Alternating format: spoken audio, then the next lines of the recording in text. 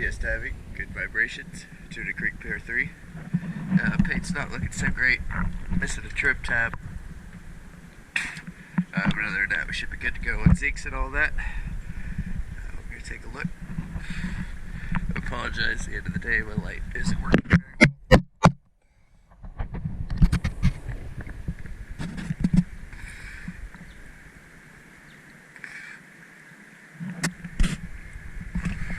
I'm going to do my best to show y'all.